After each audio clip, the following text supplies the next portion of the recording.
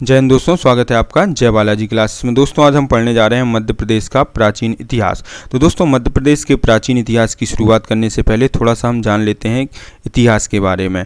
जैसे कि इतिहास कहते किसे हैं, तो दोस्तों जब से सृष्टि की उत्पत्ति हुई है तब से लेकर वर्तमान दौर तक के मानव सभ्यता के लिखित संकलन को हम इतिहास की संज्ञा देते हैं। ठीक, इसके बाद हम बात करें दोस्तों इतिहास का जनक किसे माना जाता है, तो दोस्तों हेरोडोटस को इतिहास का जनक माना जाता है। इसके बाद हम बात करें दोस्तों अध्ययन की सुविधा की दृष्टि से इतिहास को कितने कालखंडों में वर्गीकृत किया गया है, तो दोस्तों अध्ययन की सुविधा की दृष्टि से इतिहास को 3 कालखंडों में वर्गीकृत किया गया है। जैसे कि हम सब जानते हैं, पहला है कौन सा, प्रागैतिहासिक काल, दूसरा है अदैतिहासिक काल और तीसरा है ऐतिहासिक काल। सर्वप्रथम हम बात करेंगे दोस्तों प्रागैतिहासिक काल की। तो दोस्तों वह काल जिसका कोई लिखित स्रोत उपलब्ध नहीं है, इसके केवल पुरातात्विक अवशेष ही प्राप्त हैं और इन्हीं पुरातात्विक अवशेषों के आधार पर इसका क्या किया जाता है, अध्ययन किया जाता है।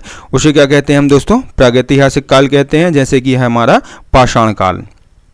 ठीक, इसके बाद हम बात करें दोस्तों अदैतिहासिक काल की, तो वह काल जिसका लिखित इतिहास तो उपलब्ध है लेकिन उसे पढ़ पाना मुमकिन नहीं है। इस काल के अध्ययन के लिए भी हमें पुरातात्विक स्रोतों पर ही निर्भर रहना पड़ता है। उसे क्या कहते हैं हम दोस्तों, अदैतिहासिक काल कहते हैं।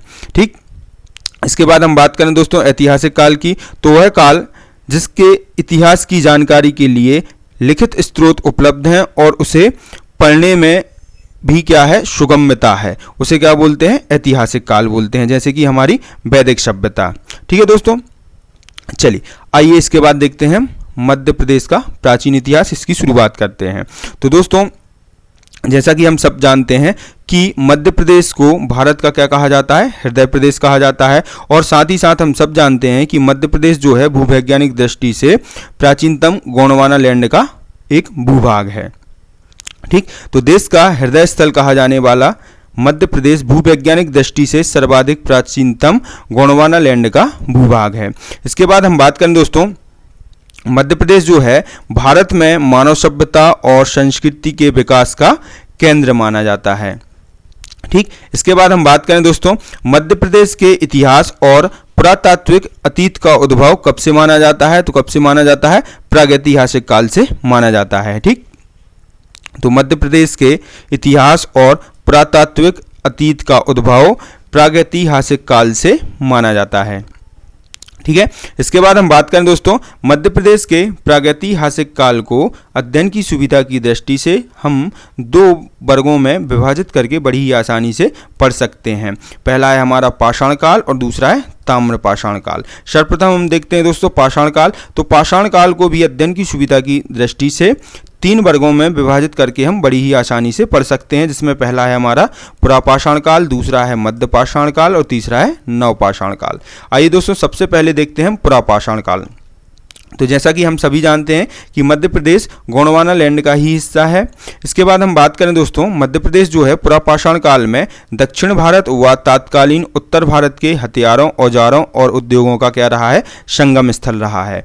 ठीक, तो पुरापाषाण काल में मध्य प्रदेश दक्षिण भारत व तत्कालीन उत्तर भारत के हथियारों, औजारों, उद्योगों का क्या रहा है, संगम स्थल रहा है। ठीक, चलिए इसके बाद हम बात करें दोस्तों मध्य प्रदेश में पुरापाषाण काल से संबंधित नदी घाटियों की और स्थलों की।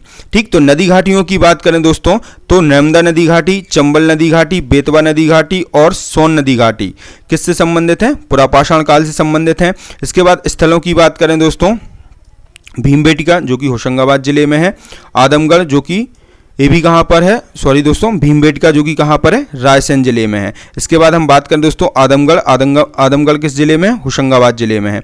जावरा कहाँ पर है, रतलाम जिले में है। इसके बाद हम बात करें रायसेन और इसके बाद बात करें पचमढ़ी जो कि कहाँ पर है, होशंगाबाद जिले में है। ये सभी स्थल किससे संबंधित हैं, पुरापाषाण काल से संबंधित हैं। ठीक, तो मध्य प्रदेश के ये सभी स्थल पुरापाषाण काल से संबंधित हैं। ठीक, इसके बाद हम बात करें दोस्तों सर्वप्रथम नर्मदा नदी घाटी की। तो दोस्तों पाषाणकालीन मानव सभ्यता के विकास की मुख्य भूमि कौन है, तो नर्मदा घाटी है। तो नर्मदा घाटी पाषाणकालीन मानव सभ्यता के विकास की मुख्य भूमि रही है। इसके बाद हम बात करें सर्वाधिक पाषाणकालीन स्थल एवं उपकरण कहाँ से प्राप्त हुए हैं, तो कहाँ से प्राप्त हुए हैं, नर्मदा घाटी से प्राप्त हुए हैं।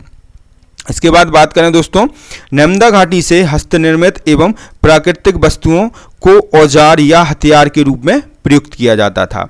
ठीक, चलिए इसके बाद हम बात करें दोस्तों, कहां से स्तनधारी पशुओं के जीवाश्म प्राप्त हुए हैं। तो दोस्तों, अमरकंटक से होशंगाबाद जिले तक विस्तृत नर्मदा घाटी क्षेत्र से स्तनधारी पशुओं के जीवाश्म प्राप्त हुए हैं।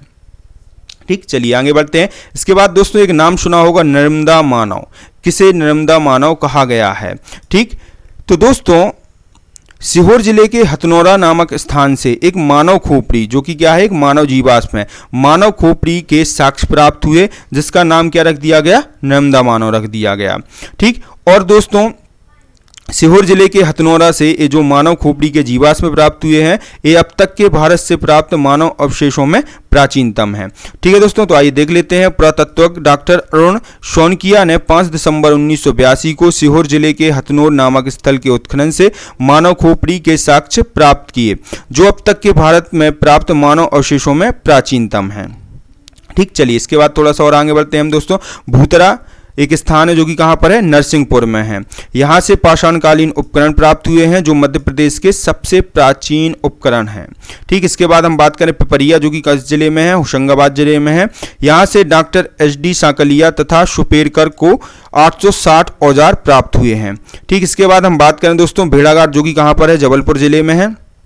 यहाँ से डॉक्टर HD सांकलिया तथा शुपेरकर को जल प्रक्रिया द्वारा बेलित पर्त अर्थात फ्लैग के साक्ष्य प्राप्त हुए हैं। ठीक है दोस्तों, तो ये हो गया हमारा मध्य प्रदेश में पुरापाषाण काल।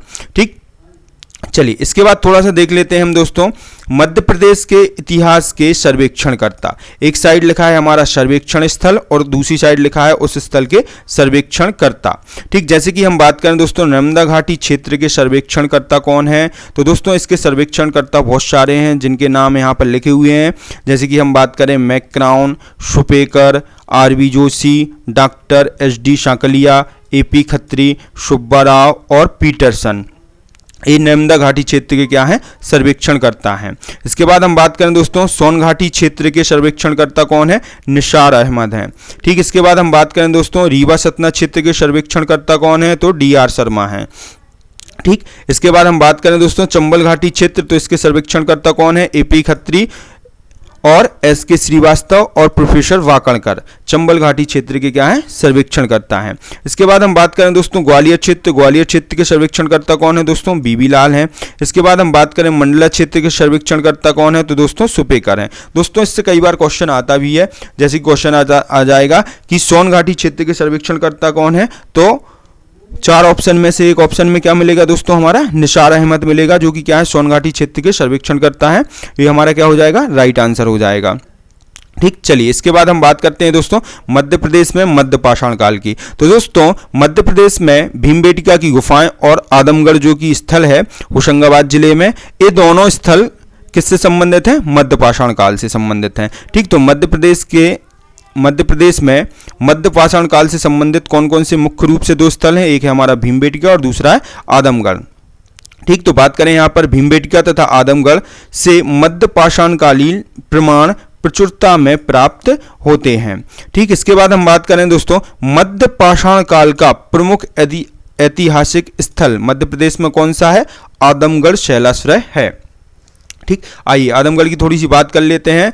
ठीक, तो हम बात करें दोस्तों, मानव शव के साथ कुत्ते के दफनाए जाने का साक्ष्य या प्रमाण कहां से मिलता है दोस्तों? आदमगढ़ से मिलता है। ठीक, इसके बाद हम बात करें दोस्तों, 1964 में RV जोशी ने कहां से लगभग 25,000 लघु पाषाण उपकरण प्राप्त किए थे? तो कहां से प्राप्त किए थे? आदमगढ़ से प्राप्त किए थे। ठीक, इसके बाद हम बात करें दोस्तों, मध्य प्रदेश में मानव के पशुपालक होने के प्रथम साक्ष्य कहां से प्राप्त होते हैं? आदमगढ़ से प्राप्त होते हैं, जो कि होशंगाबाद जिले में स्थित है। ठीक, इसके बाद यहीं पर हम देख लेते हैं दोस्तों, भारत में पशुपालन के प्रथम साक्ष्य कहां से प्राप्त हुए हैं? तो कहां से प्राप्त हुए हैं? बागौर राजस्थान से प्राप्त हुए हैं।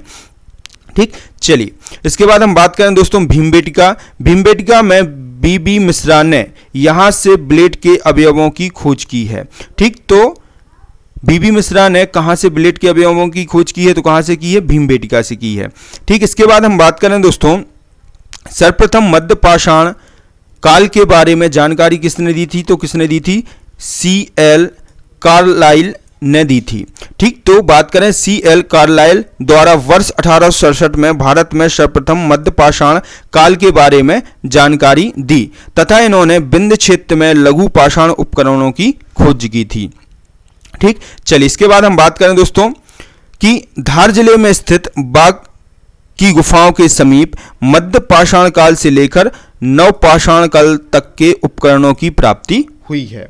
ठीक, तो दोस्तों कहां से, किस स्थल से मध्य पाषाण काल से लेकर नव पाषाण काल तक के उपकरणों की प्राप्ति हुई है? तो कहां से हुई है? बाघ की गुफाओं के समीप से। चलिए दोस्तों, तो ये हो गया हमारा मध्य प्रदेश में मध्य पाषाण काल। इसके बाद हम बात करें दोस्तों नव पाषाण काल की। तो दोस्तों नव पाषाण काल की बात करें तो नव पाषाण काल में सर्वप्रथम हम मध्य प्रदेश में देखेंगे भोपाल को।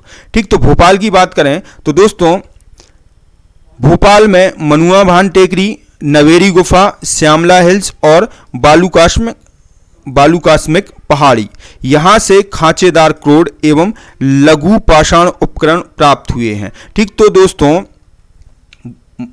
मध्य प्रदेश के भोपाल के वे कौन से स्थल हैं जो नव पाषाण काल से संबंधित हैं? तो पहला है हमारा मनुआ भान टेकरी, दूसरा है नवेरी की गुफा, तीसरा है श्यामला हिल्स, चौथा है बालूकास्मिक पहाड़ी। यहाँ से खांचेदार क्रोड एवं लघु पाषाण उपकरण प्राप्त हुए हैं। ठीक, कभी कभी क्वेश्चन दोस्तों सीधा भी आ जाता है कि श्यामला हिल्स कहाँ पर हैं? तो श्यामला हिल्स कहाँ पर है? हमारी भोपाल में स्थित है। या क्वेश्चन आ जाएगा कि नवेरी गुफा कहाँ पर है? तो कहाँ पर है? भोपाल में है।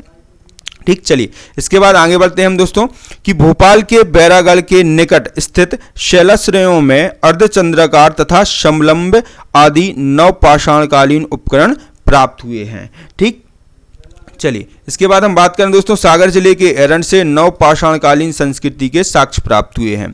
ठीक, चलिए इसके बाद हम बात करें दोस्तों जबलपुर में नर्मदा नदी के भेड़ाघाट, तिलवारा घाट तथा लमेटा घाट से नव पाषाणकालीन मानव बस्तियों के साक्ष्य प्राप्त हुए हैं। ठीक, तो कहाँ से दोस्तों नव पाषाणकालीन मानव बस्तियों के साक्ष्य प्राप्त हुए हैं? तो जबलपुर के भेड़ाघाट, तिलवारा घाट तथा लमेटा घाट से प्राप्त हुए हैं। ठीक, इसके बाद हम बात करें दोस्तों यहाँ पर एक चीज और देख लेते हैं कि जबलपुर के लमेटा घाट से राजा सौरस, जो कि डायनासोर की एक प्रजाति है, का कंकाल प्राप्त हुआ है।